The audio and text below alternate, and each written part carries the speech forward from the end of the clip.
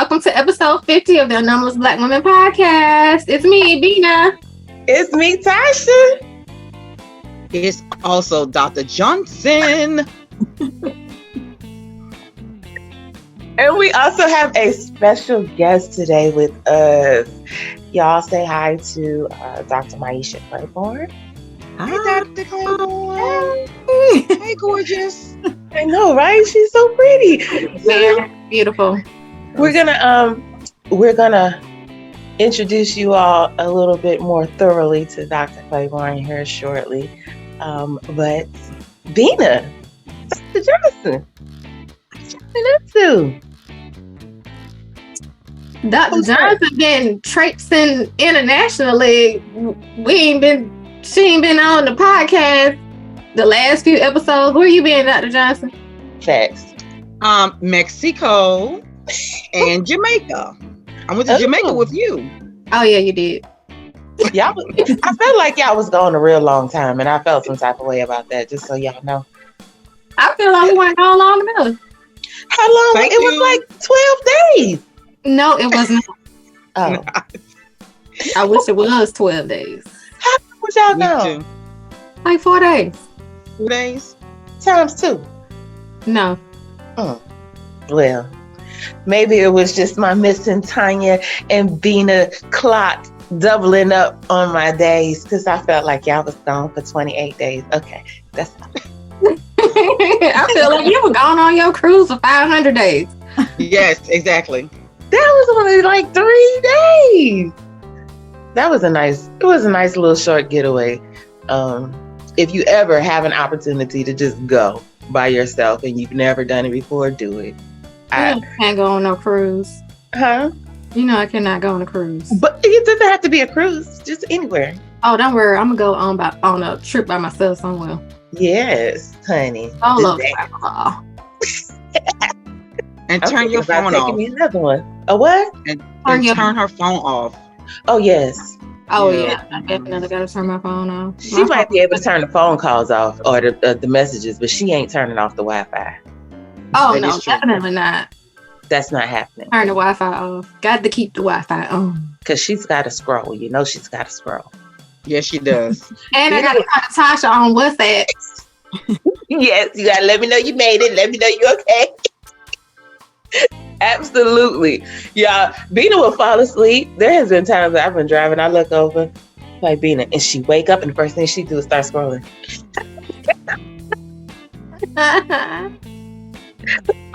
Secrets, but that was funny to me. I wish I could record it. My businesses. All my businesses. I had to keep up what's going on. I understand. All right, so, What you been doing? me. No, you. No, you. Well, she has been chilling. I just, loving life, doing things and stuff, and being me. No? Okay. I'm about to embark on a certification. It's time for me to get a certification. Another one. Well, look, I gotta keep up with y'all. I ain't going for my doctorate, but I gotta keep up with y'all, So, nah. It's one of those professional certs. It's time getting the timeline together, and I think there's a book about to come out here soon. Finally. Interesting. More to come on that. And I will be, I think I have a bit of, we gonna talk about that with Dr. Maiysha's imposter stuff, because Yes, honey. it's floating and it's bad. It's been floating for a long time. We need some NLP, some hypnosis, some something. Come on with it, Dr. Mike, because I need, honey. Let's go ahead and introduce our guests, listeners, to our guest, Dr. Maiysha Clairborne. We have Dr. Maiysha Clairborne. She got her bachelor's at Emory University. She got her medical degree at Morehouse Medical, and she did her family residency at Florida Hospital. She has certifications in neurolinguistic programming, hypnosis, and timeline therapy. She is a big proponent of the power of the unconscious mind.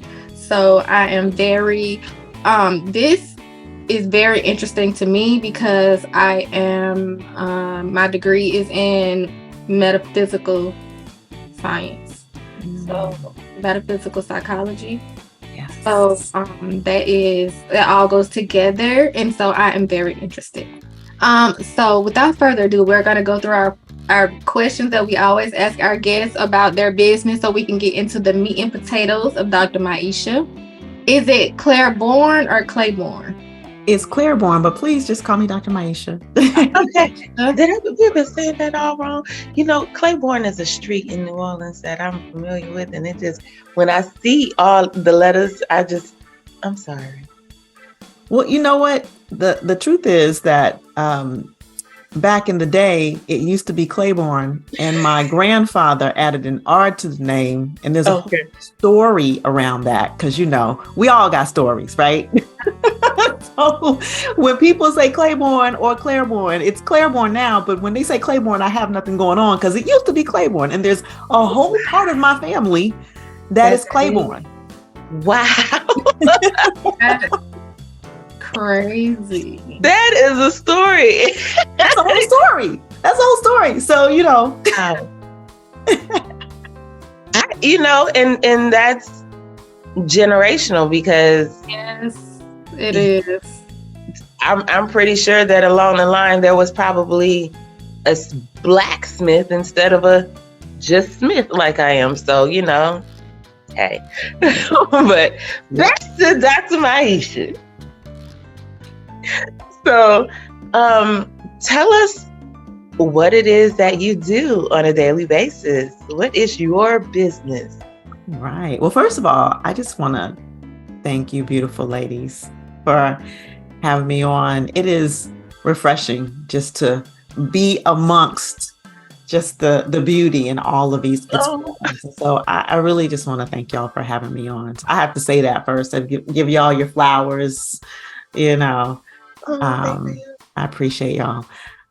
So as you said, I'm a family doc by training, but I left clinical medicine it's been 6 years now. I had a practice in integrative medicine. So when you said metaphysical, I was leaning into that, because before I was a doctor, I was a Reiki master.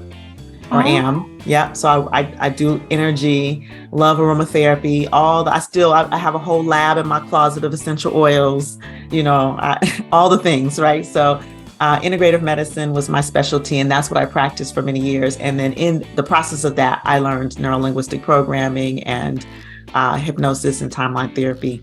But what I do now, and I know we're going to get into that, what I do now is I teach neurolinguistic programming. So I do coach certifications in NLP, hypnosis, and timeline therapy. So I do that. And also I teach trauma-informed communication. And I do that in healthcare and education and community organizations. I'm really committed for people to understand trauma, the brain, and how it impacts our behavior, our thinking, our communication, and how to bring that trauma-informed communication into these spaces to really stop harmful cycles. Yeah. Okay, so I do this inside the equity, diversity, inclusion space. And my commitment really is to stop harmful cycles, change the conversation for future generations. And I do it for my son. I mean, he's 8, and you know, he's part of that alpha generation. They're different. Oh, is that what we're on now? That's what we're on now, the alpha generation. And they are different children. They are. And just really empowering them to, you know, be expanded in their capacity to communicate and manage their emotions and and be assertive and stand for themselves. I just took all of that in. It was like, like a deep inhale. I'm kind of like exhaling on it, like, hey, all right, okay. So where are you located? I am here in Atlanta, Georgia. So I actually, you know how, for those who know Atlanta, for those who don't know Atlanta, we say Atlanta, we really mean a lot of things. So I actually live in Tucker, which is like Northeast Atlanta. But I always say Atlanta. That's where I've been for the past 20 plus years. Oh, wow. Okay. Yeah. All right. Miss Bina? And how long have you been, you said, how long have you been a medical doctor, and how long have you been into the NLP, the hypnosis, the part that you're doing now, the trauma informed? So I finished med school in 2001. So and then finished residency in 2004. So it's been a long time that I've been doing the work that I'm doing as a physician. But then I learned NLP in 2013. So this is my 10-year anniversary. I just realized that right now, like, 10-year anniversary. Happy anniversary. Yay.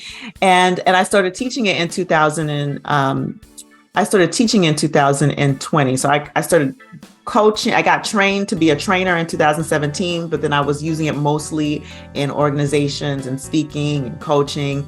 And then in 2020, I decided to start my school, and that's where I started doing most of the training. And the consulting and the advisory work came actually out of the pandemic and the events that happened with George Floyd and Ahmaud Arbery and Breonna Taylor.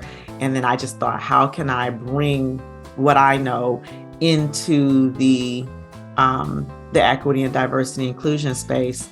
And what I saw was that there's a bunch of trainings out there about unconscious bias, but there's not a lot of skill sets being taught to people. So it's like, oh yeah, well, I have bias, now what, right?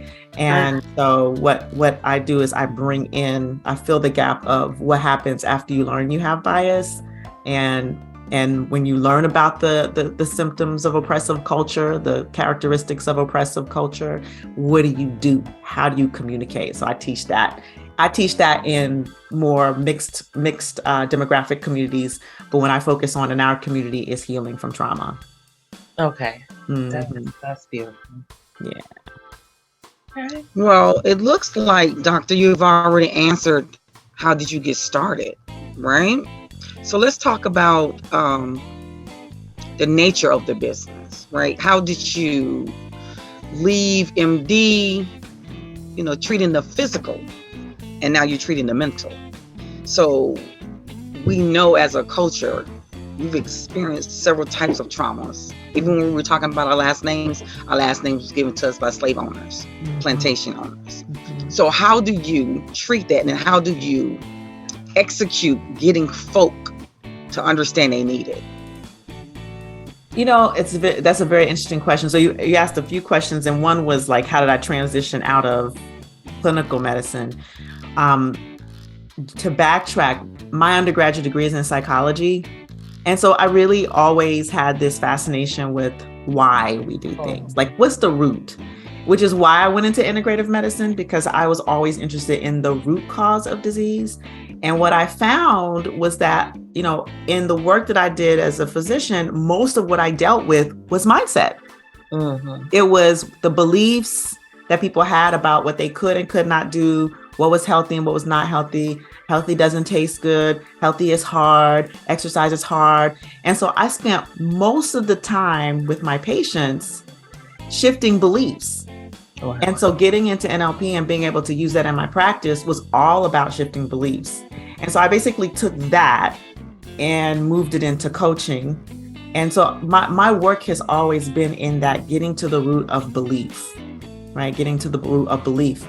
And so in terms of trauma, when I started to really get into this world of trauma and really understand how much trauma impacts us, and how even when we don't realize it, I'll tell you, I am the child survivor of domestic abuse. So a child witnessed it. I witnessed it as a child growing up. And when I was in my 30s, like mid 30s, I was talking to a good friend of mine, girlfriend of mine, and who happened to be a therapist. And we were talking about something else. And she asked me just sort of out of the blue, "Are you a trauma survivor?" Wow. And in my mind, I was like, "No, I'm not a trauma survivor." Now, my mother is a trauma survivor because she was the person being abused. And she looked at me and she was like, "Don't you understand that because you are a child in the home, that you are a trauma survivor too?" And I was like, and that just like blew my mind. I was like, "What? How was I?" And then when she explained it to me, it made sense. So I say all that to say that, like, when there are people who are walking around who have experienced trauma that don't realize that they've experienced trauma because of the nature of how, I would say the generation before me and our generation, it was keep it moving. It was, survival. And so we didn't think about feelings and we didn't think about trauma. We didn't think about that. We just thought, we just got to survive and keep it moving. And this whole concept of trauma and being impacted by trauma is fairly new, right? The trauma is not new, but the concept of being impacted by it, and especially our culture, our folk, is fairly new. And so that's, when I started to lean into that, I was like, oh, okay, we need to know about this. We need to understand this because yes, there is trauma within our own lives, but then there's this whole generational trauma and cultural trauma that we experience and vicarious trauma that we experience. And the work that I do, what it helps to do is, number one, understand how our bodies respond to trauma. Like, what is the trauma response? How do we, in the moments, begin to emotionally regulate ourselves? But also, like, particularly the timeline therapy, how do we recontextualize or look at it from different perspectives to be able to release the emotion that is stuck in our bodies as a result of the trauma? Because the event or the events or the things themselves, they happened. We can't change that. But we can change how our body responds to that and how our brain responds to that. And that's the work that I do. I need to come visit you.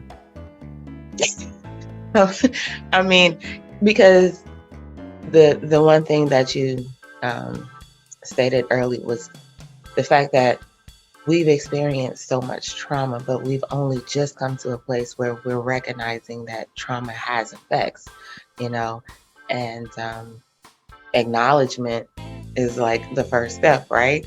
Because if you don't acknowledge that you've even been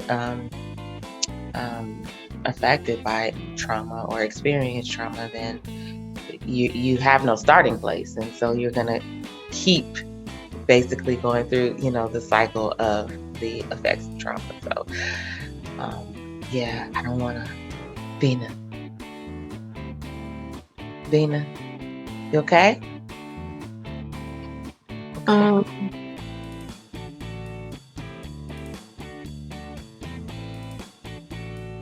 What are the biggest issues for running this type of business? I would say probably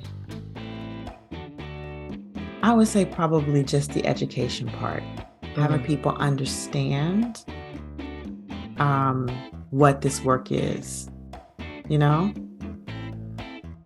I think that there's a lot of preconceived notions about what hypnosis is, about working with the unconscious mind, what the unconscious mind even is. And a lot of what I do is just really education about the fact that, the conscious mind only runs 10% of the show, and 90% of everything that we do is run by the unconscious mind. Yeah. I was looking at this documentary about how most of everything in our body is done with our unconscious mind. So everything that we do, like walking, talking, doing, everything that I'm doing right now is done with my unconscious mind. Like, you know what I'm saying? So most of everything that we do throughout our everyday lives, like driving, is done with our unconscious mind. We don't even think about it. We just do it. Yeah. So you think that you know what, you know what I'm saying? You think that you know, but you don't. You don't know now. You don't. Yeah, it's you don't. You don't. That's how come you can be driving and your mind can go somewhere else and you can still be driving to wherever you're going because your unconscious mind knows where you're going. Yeah. And you be like, dang. How'd I get here? Yeah, how did I get here? And to that point, like when your mind goes to somewhere else, that's like you're in trance. That's a form of trance. And so that's kind of like what I explain to people about hypnosis is that it's just being in trance, and we are in trance all the time. Yes. Which is why like be careful what you watch on TV. Be careful what you're listening to, because when you're in trance, you're more suggestible. We're all suggestible all the time. And so that's why it's so important to be very intentional about what we put in our brains. What we're feeding our mind. Just like when we always talk about you should be intentional about what we're feeding our bodies, about our food. It's the same thing with our minds, you know? So, yeah. I saw this thing there. It said that that's why it's called spelling words, because words are spells, and that's why you have to be intentional about what you feed your brain, because words spells, and that's why it's called spelling. Interesting. I never heard it put that way, but that makes sense. I don't like it. That just made me feel some type of way. Well, that's one of the reasons I teach this work, because when you can learn neuro-linguistic programming, you can learn what to listen for and what to look out for, then you recognize when certain patterns are coming up and you can interrupt those patterns. I'm talking about patterns from others. Mm-hmm. I that's one of the reasons I don't watch like political debates and things of that nature, is because a lot of times the high politicians are trained in hypnotic language. Mm-hmm. And so if we look at certain people who used to be at the head of this country, gotcha, and listen to him speak. I had never listened to him do an address, but at some point I was I think I was like scrolling YouTube and it came up and I started listening, and I was like, this man is using hypnotic language patterns. Repetition of his words are hypnotic. And cadence. Yeah. Cadence. That's what I was about to say. Cadence. And that's what I meant. That's what I meant. But a great speaker has a cadence. Martin Luther King had a cadence. President Obama had a cadence, but he's not using, the other person that we were talking about is not using for the good. Right. But a good speaker, even a good pastor, has a good cadence. You want to hear everybody has a cadence, but his cadence is intentional. Yeah. There was some very specific patterns that he was using that I was listening. I was recognizing like, oh, he's using Milton model patterns. There were certain things that he was doing, like, some of the things that people thought, oh, that doesn't make sense. Oh, that was intentional. Mm-hmm. Right? So there's cadence, but then there's the way that he was using his words or not putting together sentences. So that's what I'm talking about. When you start to recognize those things, you can be like, oh, turn that off, right? That's not what I want to listen to. That's the reason why I don't watch TV, the news, like the Real Housewives and all of that stuff. I don't watch that. Reality TV. Reality TV, because it's very suggestive and it'll have you angry. Like I used to watch it and I would find myself like being angry, like they're always fighting, fussing, fighting, and it's very suggestive. And I would find myself being angry, like, what am I angry for? And it was because it ain't got nothing to do with me. And it's just because I had been watching that. And in my metaphysical like studies or whatever, it always says that you have to watch what you speak into the universe, because that matters. And it made me think about that, what I just said about the words that you speak and about spelling and words being spells. Just be intentional about what you speak into the universe, because that matters. Absolutely. I'm a be intentional, because we always say words are very effective. So if we speak it about ourselves or speak it about a person, the person accepts that, they bring that in. And it might not be true. Well, a lot of stuff that other person was talking about, none of that was true. But stuff like someone else that we admired, those things are very, very true. So I don't watch reality TV either, because I don't think it's very reality. That's true. So I don't do that anymore, because I'm like my sister. That was getting on my nerves. And I'm way too smart for that. So I stopped watching. I don't watch any of those kind of shows. But I do listen to the updates. Highlights. From y'all nieces. I'm ready for that one. But I've never been a reality TV watcher. And I think it's more because I felt like a lot of them put themselves in, let me backtrack. I felt like, growing up, the statement that was ingrained was, what goes on in this house stays in this house, right? And so when I look at reality TV, I'm like, you just airing so much of your own personal business. And I don't feel like that's something that, first of all, I need to know. And because I am one of those people that takes on what other people are experiencing, I have to be very, very protective of what I take in because of that. So I'm watching, Shanika go through something, and like Bina said, she angry because she watching that, and I'm sad and moping because she going through this. That's not my life, and I can't carry that.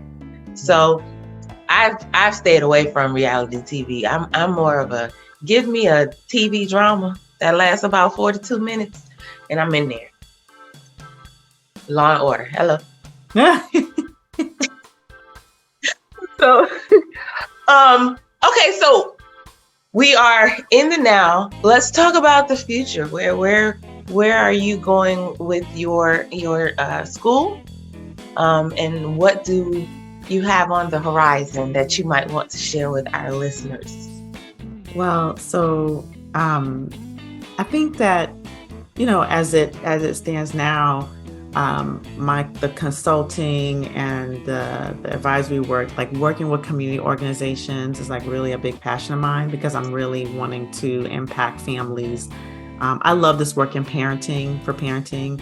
I can tell you that some of my biggest learnings has been as a mom with this work and utilizing it with my son, and expanding how I listen to him, and expanding how I'm able to parent him. I was raised with old school parenting, and I do believe that there are some old school values that are very valid, and then some of the tactics of parenting were very harmful. And so I'm like looking at, how do I take some of those old school values and infuse them into more conscious parenting? And then how do I teach other parents this as well? And a lot of people who come to my trainings, who do like the actual coach, the NLP trainings, I talk a lot about this inside of those trainings as well. Like, how do we parent differently? Because if I talk about what the future is, it really is eventually working with kids directly and being able to teach them, and working with parents and children together to cultivate like deeper relationships and healthier relationships inside of families.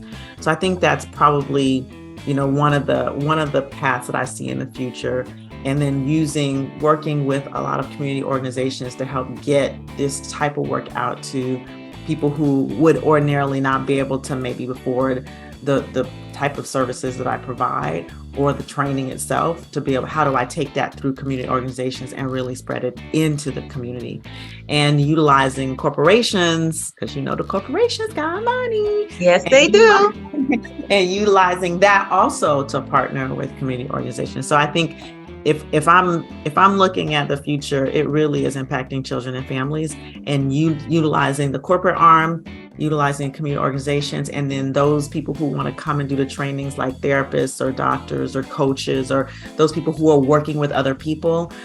Those are the people who come into the trainings as well, to be able to duplicate what I'm doing out in the community. That's how I see it. It's all it's all for the next generation for me. Like, when I look at because this work is hard. It's not easy work, like talking about trauma all the time, teaching about trauma, working with my own traumas, teaching people, through their resistances of how to change behavior, working with corporations and multiple different personalities, different ethnicities and identities is challenging. And so if I think about, well, why do I do this work? Because there are days where I'm like, I quit. Done. It's for my son. It's for the generation ahead. It's for the nieces and nephews, for his friends. It's for all the kids that are growing up in the world right now, especially the children of color, the children of marginalized identities, so that they can have it, a more fulfilled, a better life out in the world,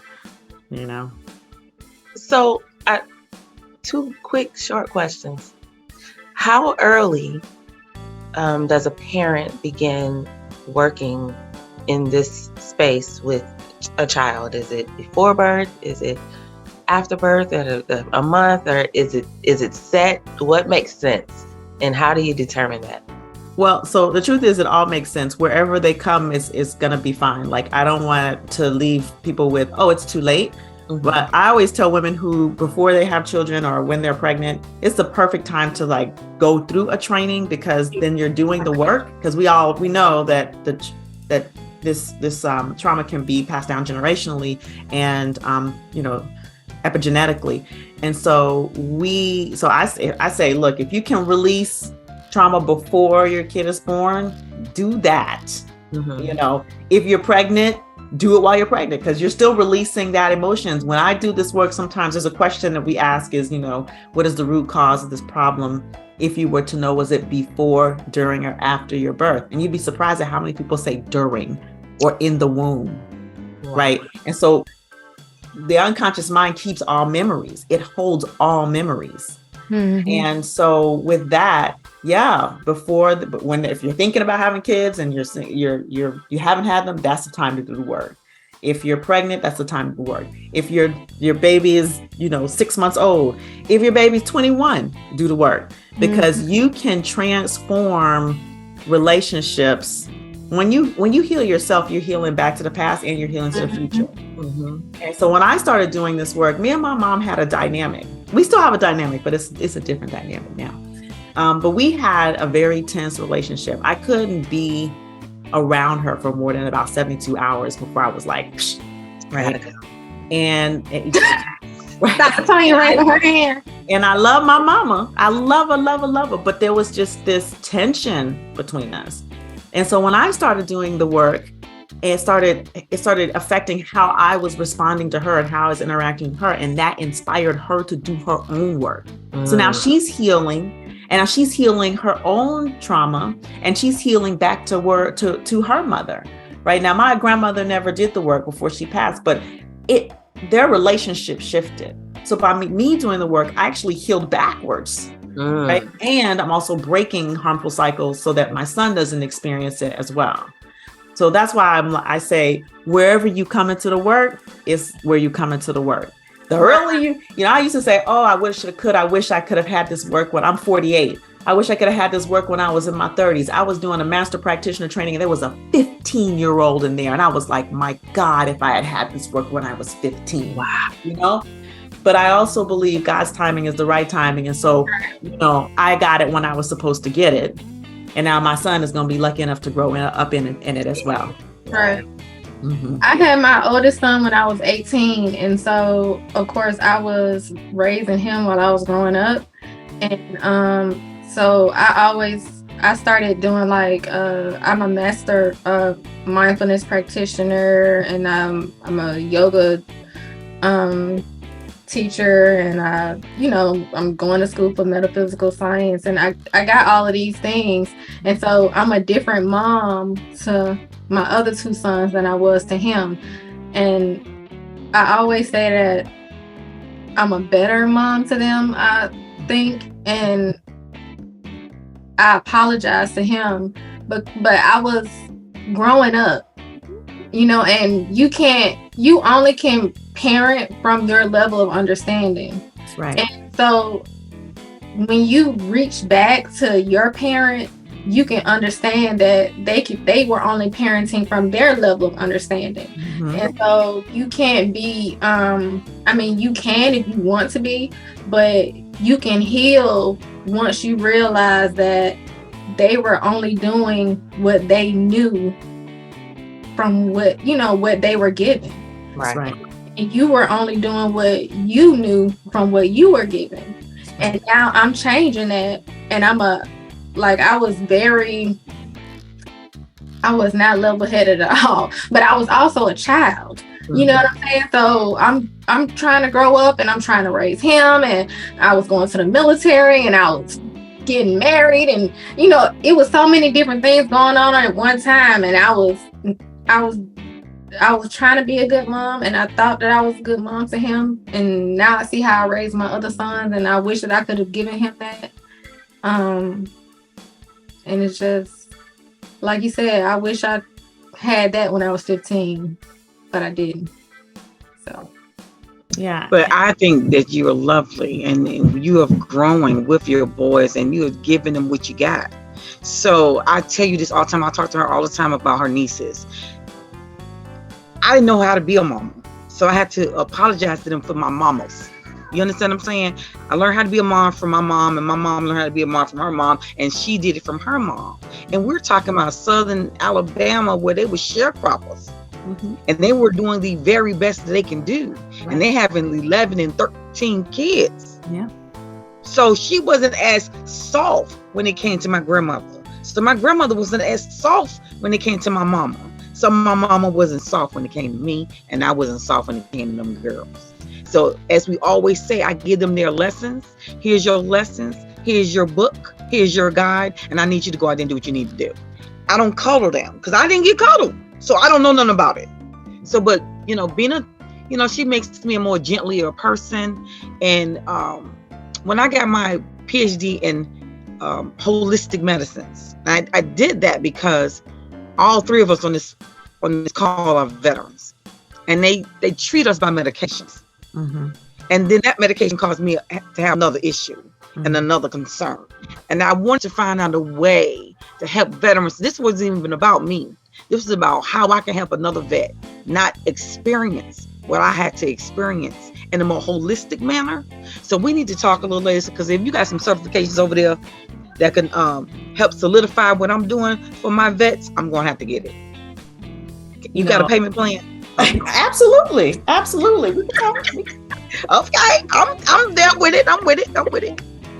Yeah, I love what you said about the parenting because when you start to understand, and this is what the work does, especially the timeline therapy does, is it brings in the space of forgiveness, both forgiveness of our parents or our ancestors and forgiveness of ourselves.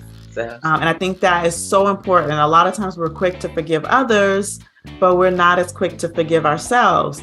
And children are so resilient, right? Like the thing that my mother never did was apologize to me as a child, right? Like it wasn't a thing that generation really did. It just wasn't a thing, because it was like, keep it moving, keep it, like you said, keep it hard, keep it surviving, right? And then for you ladies to say, yes, and now I apologize. I mean, that in and of itself is modeling something different, right?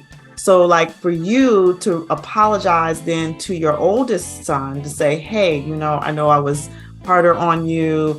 I mean, that sinks in. If he's 18, you said? No, he's 26. 26. I was 18. So still, She's 18 when she had him. 26 is young, right? And so now this 26-year-old is like, has a whole new world because his mom is doing different work. And so if I at my 40s, 30s and 40s healed my relationship with my mom, then I mean, in the 20s, that's happening, right? And so I want to acknowledge you all because we're doing it differently, right? It doesn't matter when you start doing it differently, Right. it doesn't matter when, Right. It matters that. I like that. I like that. Okay. It's gonna be on my Car Chronicles next week. Car Chronicles. Amen. Yes, ma'am. Okay. So, you stepped out to do what it was that you saw fit to do. What advice would you give other aspiring entrepreneurs? Oh man, the biggest advice that I would give other aspiring entrepreneurs is, first of all, if you have a skill and a passion, you can figure out how to make money with that. So that's the first thing, right? If you know you're good at something and you like doing that something, you love doing that something, you have a problem that you want to solve in the community, the world, whatever, do it. All right. And if I had anything that I like, the biggest thing about this that I would want aspiring entrepreneurs to know is to don't do it alone. Oh. Do it in community. Get a coach, be in a program, find a community near you, find people who are on the same track, get an accountability partner, a committed listener. We have to stop doing things alone. That's good. I was a solo practitioner for 10 years and it was lonely. Oh. And when I transitioned into coaching, I immediately started looking for people, in the field that I could play with in the sandbox. And I think I learned this lesson probably the hardest just as a mom. Like, we cannot go about this life alone because I'm single mom status. And so, like when my work takes me to travel, I don't have anyone here in Atlanta, any family here anymore in Atlanta. My mom moved to Mexico. Oh, wow. Okay. Yes, which is where we're going in July to visit them. Yes. But I don't have any local support. So I've had to build mom communities here. And I do have a couple of friends, but I can't lean on the same one friend all the time. So I've got to build a community. So what I say is, no matter what your circumstance, if you're aspiring to be an entrepreneur, find a community that can support you and go for it. And it's not about if you're in a job and you want to start a business, you don't have to just jump out of your job into the business.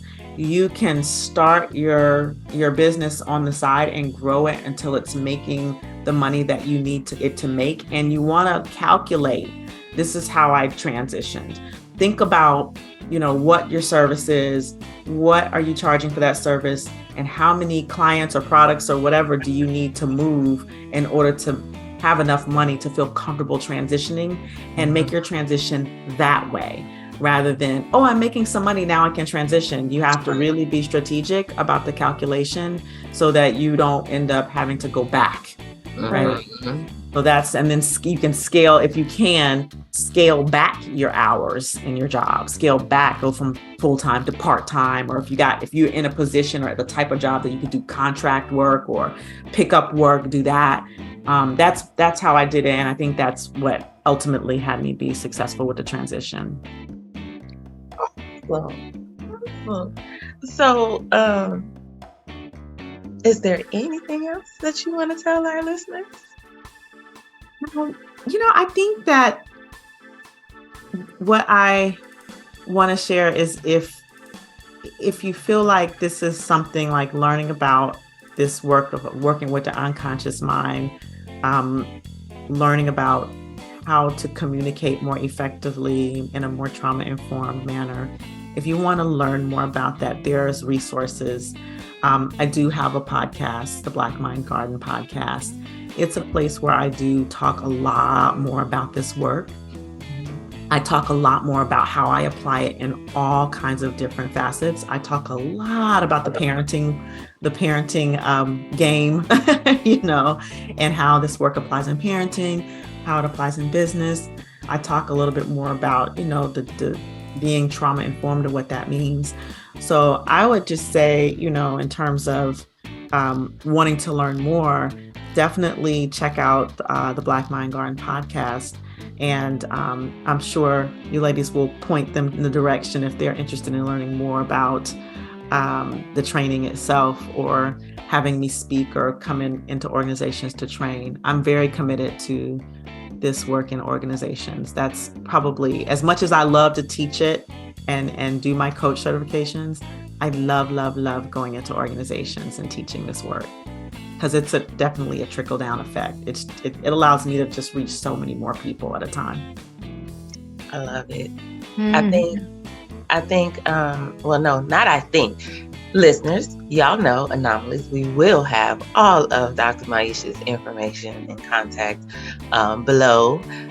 So no shortage of information in that regard. We will have it all for you all. So let's transition a little bit. Dr. Tanya, we're gonna spotlight you for yes, my sister. Let's talk about understanding. Was it understanding you're pretty? Understanding you're pretty. Okay. So I have 3 girls, right? And they have different personalities, and they have different pretties, right? So I'm telling them, you need to understand the power of your pretty, okay? When working in corporate, working in the military, working in government, working anywhere, there's always going to be a situation with a lady who's pretty, right? So that pretty lady thinks that she gets things done because she's pretty, thinks that she gets favors because she's pretty. She can move around on the board easily because she's pretty. But that pretty lady doesn't know she's causing problems for the other pretty ladies who don't want to play. Okay? So you have to understand the power of your pretty. Because sometimes pretty ain't always on the outside. It's on the inside, here and here. So when I'm talking to my daughters, when you have the pretty power, you need to learn how to use it carefully, because it can get real tricky. It can be quite dangerous, and it's very powerful. So I need for them to understand they pretty in all ways. Your size of your waist, or the round of your butt, or the cute little face. It's in here and in here. Thank you. You're welcome. My butt ain't round. It look like a bell pepper.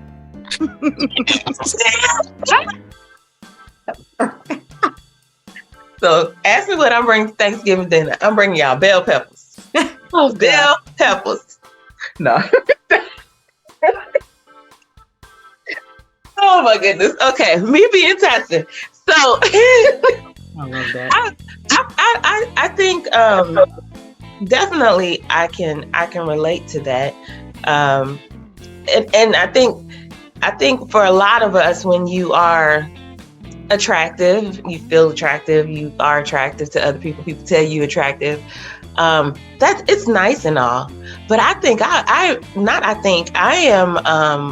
I'm more excited when people acknowledge and recognize the, I don't want to say unpretty, but the inside, my mind, my heart, my soul, how I interact with people. Like, for me, those are the things that I want people to find pretty, because this fades, and I don't have none of this. So, and these drop because gravity. So, my pretty has to be sustained with other things, and for me, that's my mind, that's my heart, that's my soul.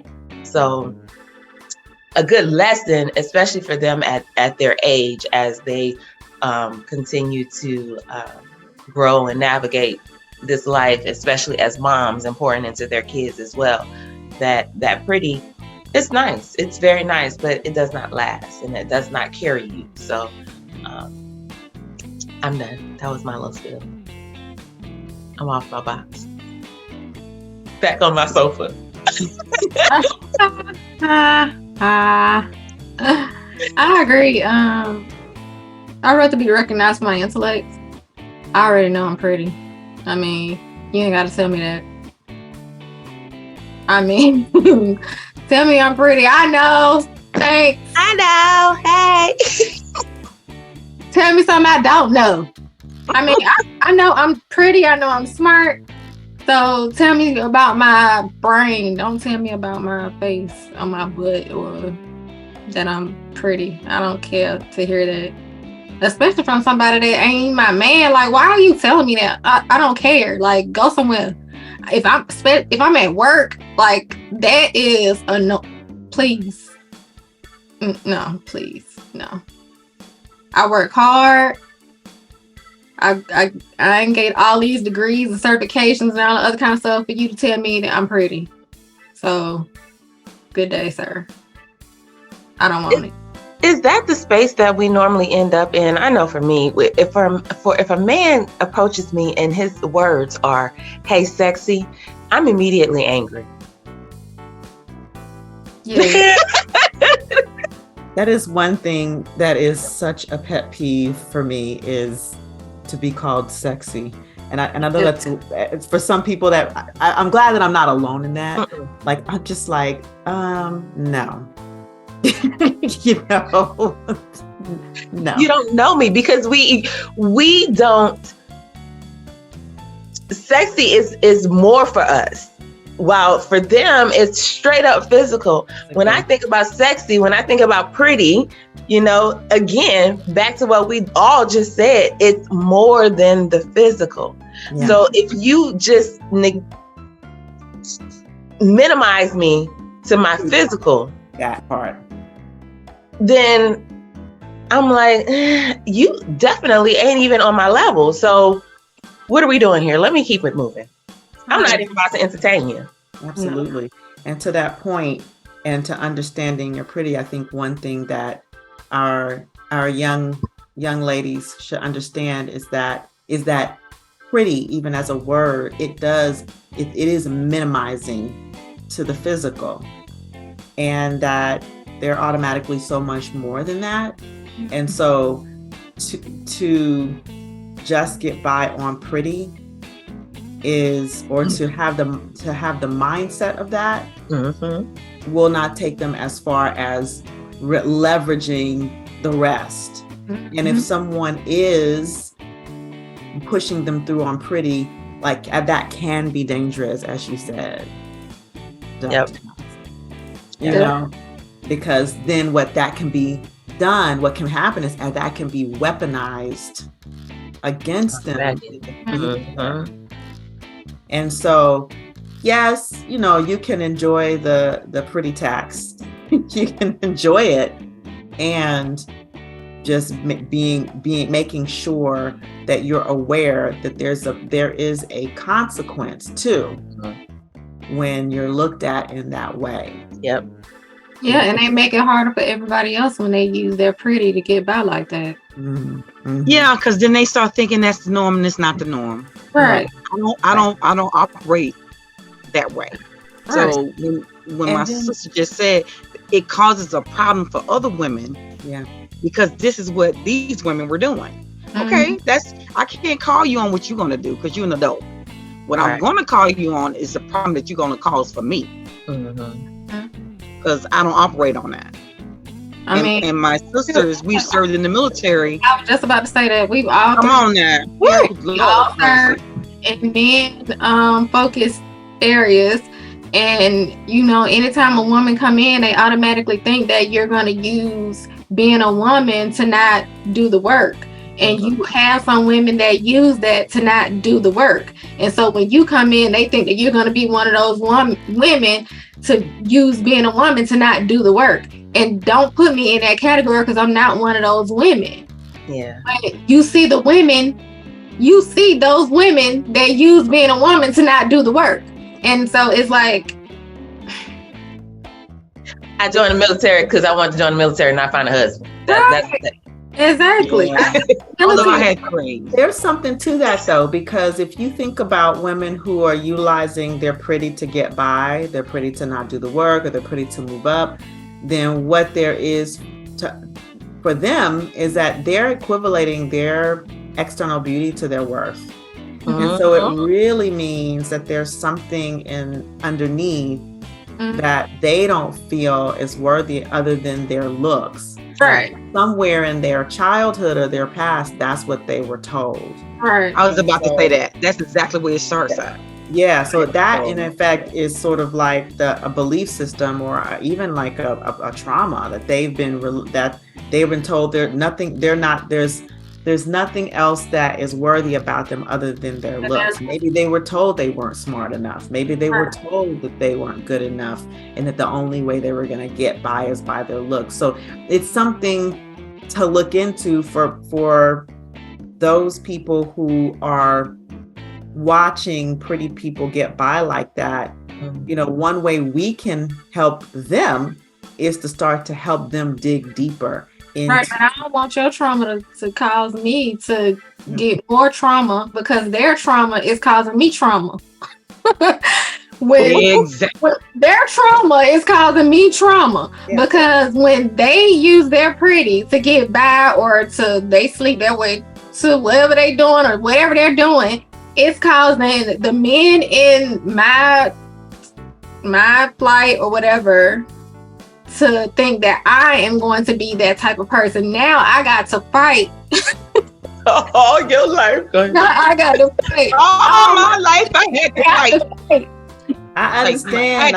I get my daddy, her brothers. It's a lot of fighting for women. And if you're a woman of good character, I'm just not even saying all those other things. We're constantly in the fight because I don't function on that other mess. But because the norm has been that, right, all the way through. Now, when I come through, I'm bucking against the system, and my sister's bucking up against the system, and my soror is bucking up against the system, because that's not how we operate. But just like my soror sisters just said, her trauma has not caused me trauma. And that's what happens. You know, you get trauma causing trauma, talking to trauma.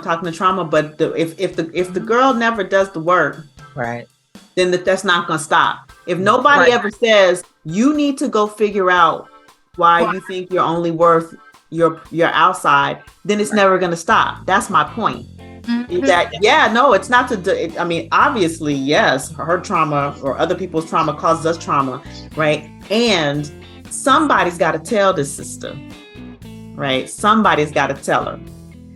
And it's not necessarily our responsibility, your responsibility, but something. All right, I was about to say, but doctor, it needs to. They're not gonna be receptive. Yeah. It's not. Yeah, it's like, you know, it's a slippery slope, because someone's got to tell her, but it's not. It doesn't necessarily have to be, you know, anybody's responsibility. And how will she know? I always tell people in my life, in my personal life, I say, if you don't tell me what I'm doing, how will I be able to fix it? Yeah. Right. So we need to have people in our life who are willing to tell us, and sometimes we need to be the people willing to tell others, as hard as it may be. I mean, that's just it. And we can plant the seed. That telling them doesn't mean we have to force them and drag them anywhere, drag them to therapy, and nothing like that. Plant the seed. Because when you plant the seed, then they got to look. They may say, I don't, that's not why. They may do all of that, but that is resistance, and the seed will get planted, right? And if enough people plant that seed, eventually, and they may already know, you may just be, I see it. And then they're like, oh, you know what? That seed grows a little bit for a while, and then they will go get the work done. But this is part of the condition of our community as sisters and brothers, is that, you know, we have come to this place of that's your stuff, that's not my stuff. And I think to an extent that's to take care of ourselves and to keep ourselves safe. Yes, and we can't grow alone. Right? We cannot grow alone. The condition of that's our also a trauma response. Right. Not wanting to help somebody else. That's also a trauma response because you don't want. Exactly. We don't want to be activated. And that well, there again is the benefit of doing the work. Right. When I love it. Work and you release all of the negative emotions around those traumas, then you actually can go and you could be like, oh, I see what's happening here. And it doesn't impact you in the way that it would if you had already healed that, if you hadn't already healed that trauma. Mm-hmm. This is so beautiful. And I feel like we can just keep going for hours. Yeah, my son is like probably like downstairs, like, where's she at? I want a sandwich. You told me you was gonna take me bike riding today. I can hear him now. Well, we are definitely going to let you take the young man bike riding, but Dr. Tanya got to take her grands to the movie. To the movie. Yes. Go see the Spider-Verse. Yeah. I got a graduation today. Oh, okay. There's Everybody, lots going on. I ain't got nothing to do, so I'm about to go lay down. Hashtag goals. Right? Having nothing to do. Hashtag goals. Oh my goodness. It was so great to have you here with me today. I'm gonna have to be I'm gonna stalk you. I'm just gonna openly stalk you. Yeah. Come on. I accept. Well, we will have all of your information for our listeners to be able to contact you below. And Bina, do you have any closing thoughts? Make sure you listen to the Black Mind Garden podcast featuring Dr. Maiysha Clairborne, MD. Clairborne or Claiborne. Either way is correct. Thank you for listening to the Known as Black Women podcast featuring Dr. Maiysha Clairborne. Either way. This is episode 50. It's brought to you by Biaisha Inc., Poised Affairs, Dr. Maiysha Clairborne, and Dr. Tanya Johnson Car Chronicles. That's all. We'll have everything in a box below. You can catch us on social media, Anonymous Black Women Podcast. You can catch us on YouTube, Anonymous Black Women. You can catch us on your favorite podcast channel, Anonymous Black Women Podcast. We love you guys. Catch you later. Bye.